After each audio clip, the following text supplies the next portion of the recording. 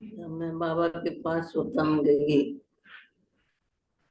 तो बाबा के सामने बहुत सारे बच्चे थे।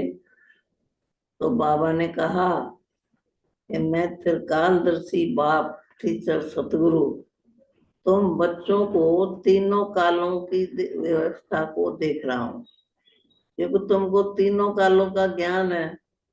त्रिकालदर्शी के तुम बच्चे हो और तीनों कालों का ज्ञान तुम्हारे पास है। दुनिया वालों के पास सिर्फ एक लोक का ज्ञान होता है और तुमको तीनों लोकों का ज्ञान है।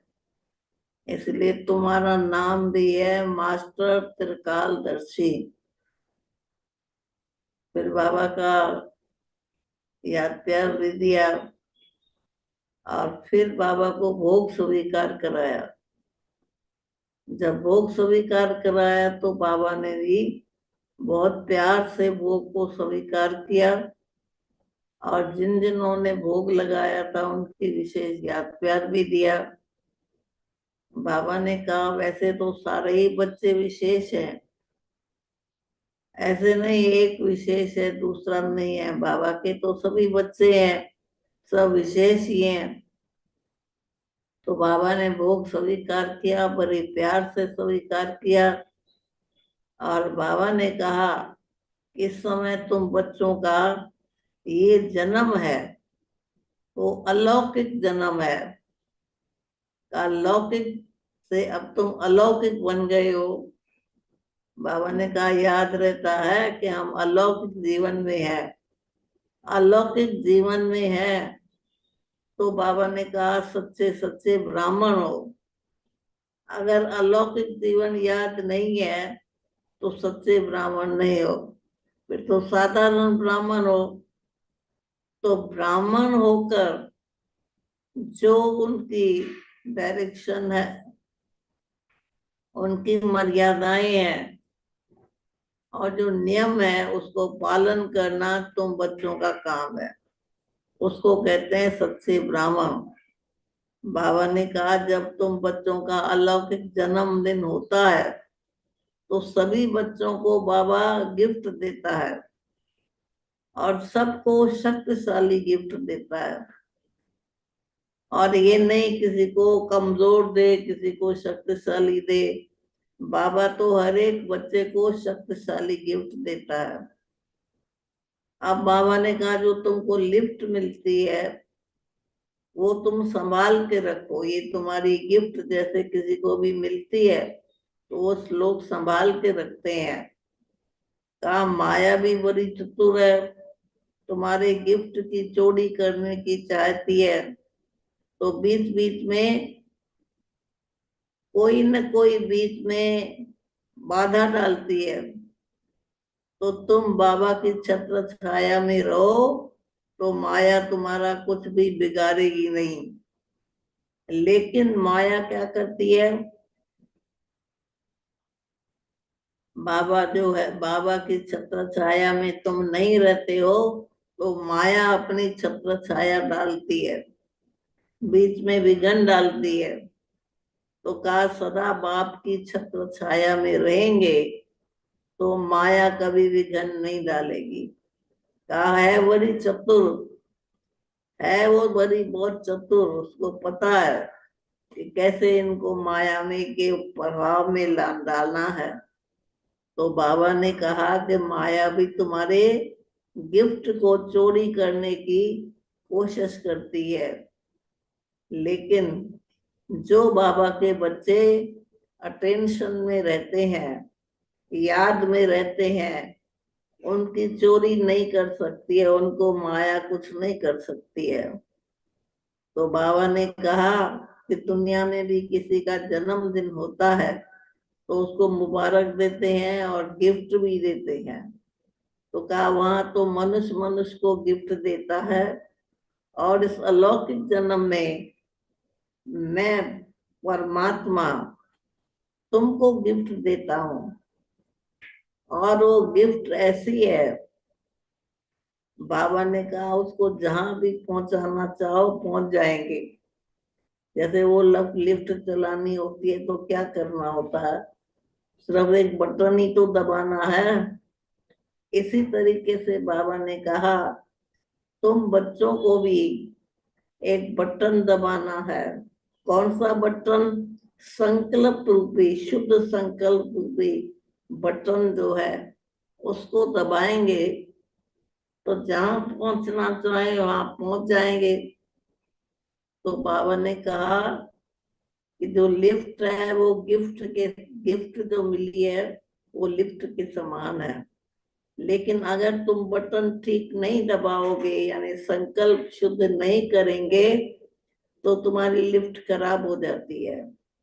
फिर तुम जहां पहुंचना चाहते हो वहां नहीं पहुंच सकोगे। इसीलिए बाबा ने कहा कि बटन दबाना ऊपर का और नचा लगाते हो नीचे का, तुमको तो ऊपर जाना है। तो शुद्ध संकल्प रूपी बटन से तुम ऊपर पहुंच जाओगे। और बाबा ने कहा अगर संकल्प ठीक नहीं है तो बीच में तुम्हारी जो लिफ्ट है वो खराब हो जाती है। जैसे ऑर्डिनरी तौर पर कोई लिफ्ट होती है, अगर खराब हो गई तो बीच में रुक जाती है, तो न इधर की रहेगी न उधर का रहेगा।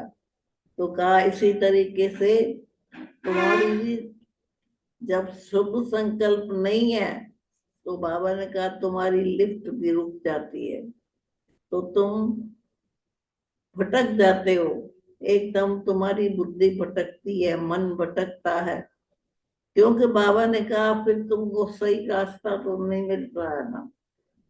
इसलिए बाबा ने कहा कि तुम बच्चों को बाबा कौन सी गिफ्ट देता है?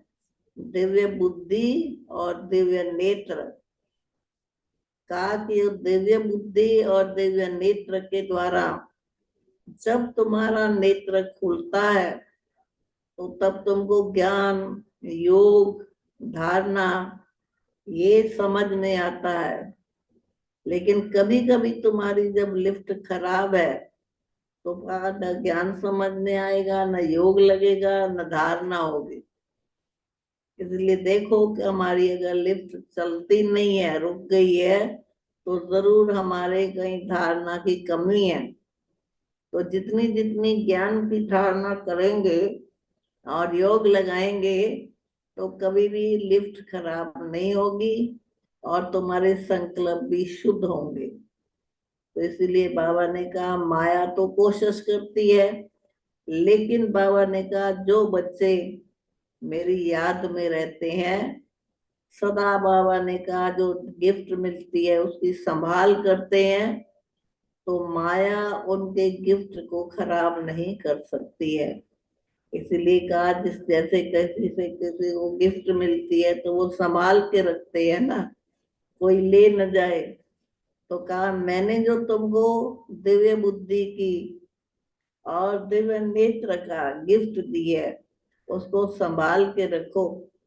अगर तुम्हारी बुद्धि में कभी तमो आ जाता है, कभी रजो आ जाता है, तो बाबा कहते तुम्हारी बुद्धि हलचल में आती है। तुम्हारी बुद्धि तो सतोगुणी बुद्धि होनी चाहिए।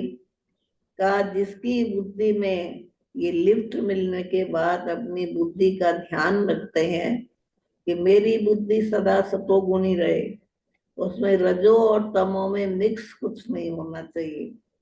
बाबा ने कहा अगर मिक्स होता है तो लिफ्ट खराब हो जाती है। इसी तरीके से बाबा ने जन्मदिन की मुबारक भी दी और बाबा ने कहा इस अलौकिक जन्म में, ये जन्म कल्प में एक बार मिलता है और ये अमूल्य जन्म है। सारे कल्प में एक बार मिलता है, क्योंकि ब्राह्मण तुम कब बनते हो? जब संगम युग होता है। सत्युग त्रेता में तुम्हारा लौकिक जन्म ही होगा, अलौकिक नहीं होगा। इसलिए बाबा ने कहा इस अलौकिक जन्म का दिन भी थोड़े है, समय भी थोड़ा है, और सुनाने वाला स्वयं भगवान है। भगवान तुमको रोज रोज सावधानी देता है, तो सावधानी से चलो। तो बाबा ने कहा फिर लिफ्ट तुम्हारी बड़ी काम करेगी। इसलिए बाबा ने कहा कि जब बच्चे जन्मदिन मनाते हैं, बड़े खुश होते हैं, जन्मदिन मनाते हैं, एक दूसरे को मुबारक भी देते हैं। मुबारक मतलब खुशी। तो वह खुशी सदा कायम रहे। खुशी तुम्हारी थोड़ी देर के लिए न रहे, लेकिन सदा खुश रहे। का वो तब रहेगी जब तुम उस लिफ्ट को शुद्ध संकल्प से, शुद्ध संकल्प के बटन से जब दबाओगे। तो कहा रोज ऊपर जाना है, यानी तुमको परम धाम जाना है, परम धाम जाओ। सूक्ष्म वतन जाना है, सूक्ष्म वतन जाओ। और अगर तुमको इस स्थूल वतन में रहना है, तो फिर नीचे का बटन दबाओ। तो ज्यादातर जो भी बच्चे हैं वो अपनी नीचे का बटन दबाते हैं, तो इसलिए वो देह अभिमान में रहते हैं। लेकिन जो ऊपर का बटन दबाते हैं, तो बाबा ने कहा वो देही अभिमानी बन के हल्के हो जाते हैं। जब हल्के हो जाते हैं तो ऊपर चढ़ना सहज होता है। तो इसलिए तुम चाहते हो हमारी उड़ती कला हो, तो उड़ती कला का आधार ये है कि सदा हल्के रहो, मन से भी हल्के, तन से भी हल्के, बुद्धि से भी हल्के। क्योंकि आत्मा तो ज्योति बिंदु है।